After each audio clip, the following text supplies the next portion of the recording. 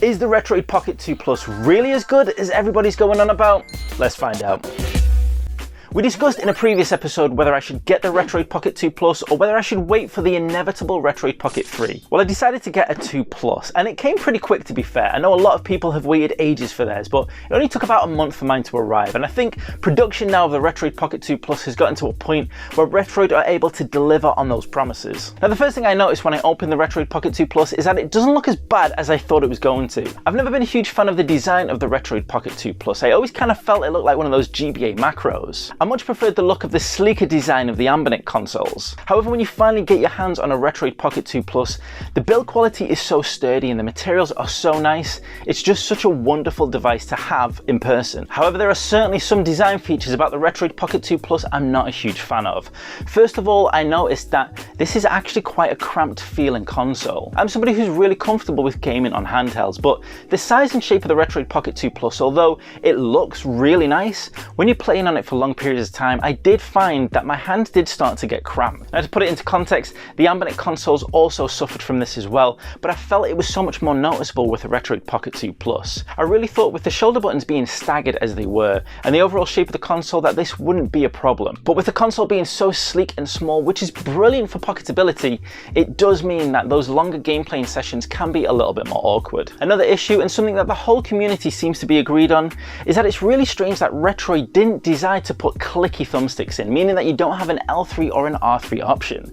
And considering the types of consoles this is trying to emulate, it feels like this was almost a must-have instead of a nice-to-have. Anbernic have managed to do this with pretty much all their consoles of late, so I don't really know why Retroid couldn't have done this as well. Furthermore, with more attention to the thumbsticks, the left thumbstick is your standard kind of mini joystick, whereas the right thumbstick is what people call a slider. For those who don't know, the right thumbstick is the type of thumbstick you'd have on a PSP, as opposed to the left thumbstick being something you'd have on the Nintendo Switch. Meaning that for the right thumbstick, the movement kind of slides as opposed to that more traditional movement you would expect. Now, this is something that a large part of the community really don't like and want Retroid to change in the future. And at first, I really didn't like it either. I wasn't a big fan of the PSP using a slider. However, with it being on the right stick, the stick that's used more for movement of cameras, it actually works really well. However, the preference is probably going to be personal. I think it's going to be a case by case as to whether somebody likes this or doesn't like it. Now, moving on to the emulation, because that's really what these devices are about. Retro gaming handhelds were designed to play retro games. They are transitioning now to becoming more like entertainment devices as they include Android. And the Retroid Pocket 2 Plus does come with Android installed. Unlike something like the RG552, which comes with Android installed and the option to have a Linux operating system load as well, Retroid Pocket 2 just sticks with the Android OS. And at first I wasn't really keen on this because I really like the idea of being able to just stick in a memory card, loading up a simple UI and loading up any game from your ROM selection. The Retroid Pocket 2 Plus, however, has you going in cold into Android. Now, there is a setup sequence which you go through for the Retroid Pocket 2 Plus, which I did like, and it gave you a lot of options on how you want to configure your device. To put it into context, it lets you select which apps you want to install onto your Retroid Pocket 2 Plus, which includes things like retro emulators, game streaming services, and pretty much anything that's associated with the world of gaming and Android. This was actually a really nice process, and it gave the Retroid Pocket 2 Plus a really premium feel. It gave you that quality, just like when you get a brand new laptop and you go through the Windows setup process.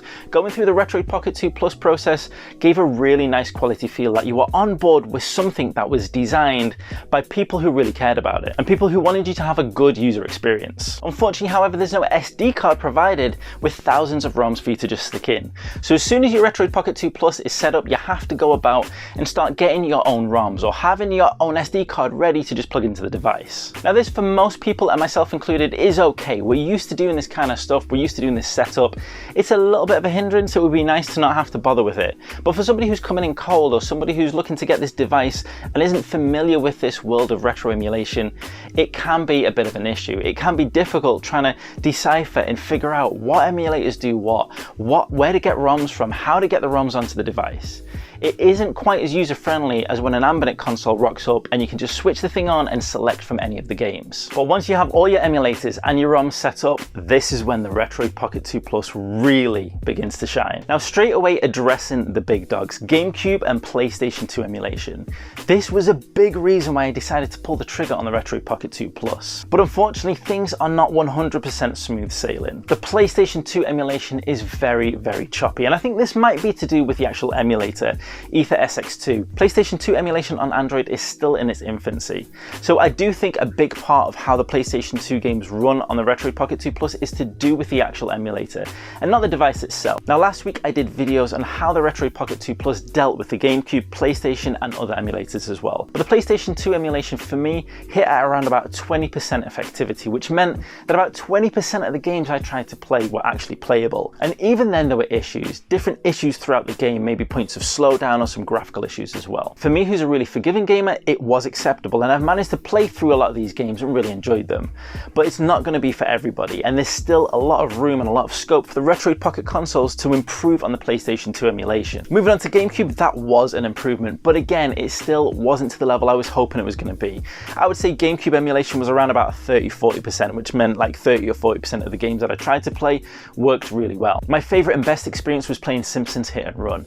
That was really nice, and I've managed to almost complete the entire game purely playing on the Retroid Pocket 2 Plus. This is really impressive. Now, like I said, other games on the GameCube, for example, like Need for Speed Underground, some of the more graphically intense ones really did struggle, and you wouldn't be able to get an enjoyable gaming experience out of them. But many of the games that I did play have been really fun, and when you turn up the resolution as well, it really brings new life to these GameCube games. It takes them from the generation they were and throws them about 1 or 2 generations forward. It really is impressive to see. But when we move out of the world of the PS2 and the GameCube, emulation across all generations from the 8-bit all the way up to Dreamcast is absolutely stunning, and I was completely blown away with how good this $99 device deals with emulating so many consoles. Up until recently, Anbernic have been my go-to consoles for any emulation that needs to cover N64 and Dreamcast. And even the RG552, which has gotten a lot of stick in the community, but I think is a step up of emulation over the RG351s,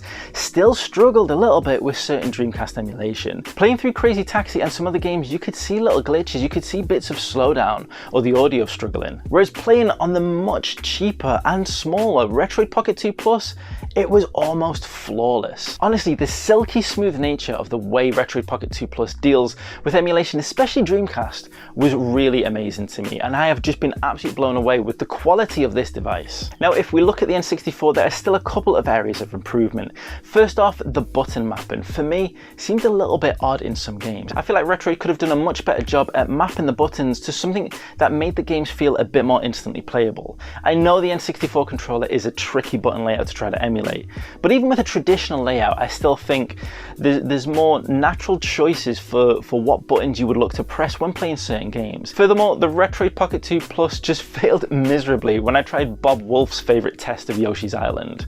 I don't know if it's the emulator that was running on it, but it just didn't like it at all. However, these are just small niggles in what is almost perfect emulation up until the Dreamcast generation.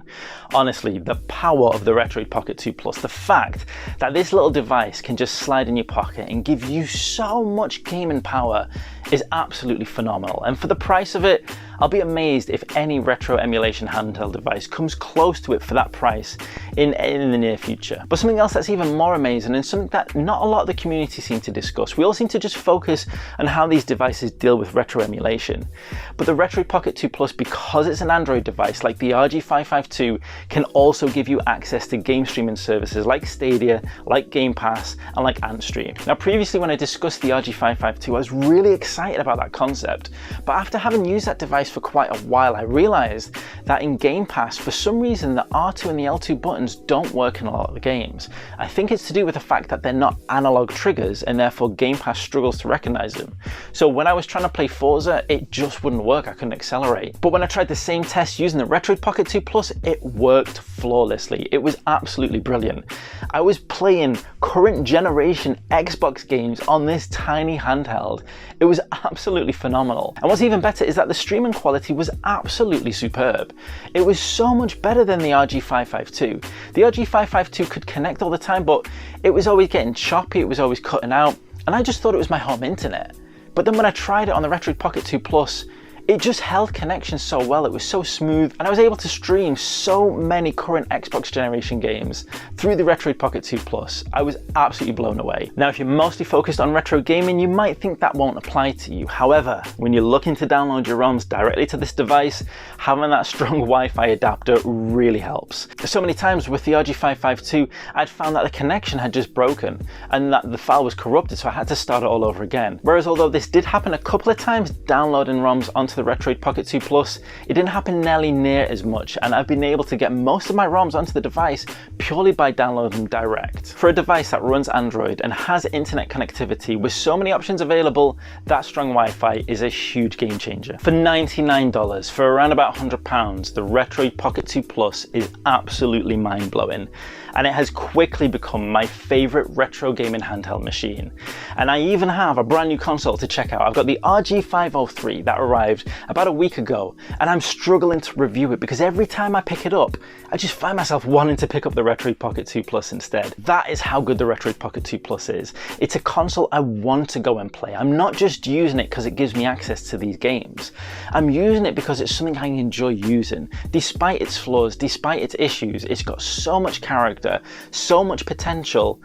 Even though I've been playing this for about 3 or 4 weeks now, I still have so much more I want to tap into, to try, and it just makes me so excited to pick up this console any chance I get. However, there is a threat emerging. There is a new challenger, and that is the AYN Odin, which should be here anytime soon. From what I've heard, the AYN Odin could blow the Retroid Pocket 2 Plus completely out of the water. If you want to find out more about that, check out this episode right here.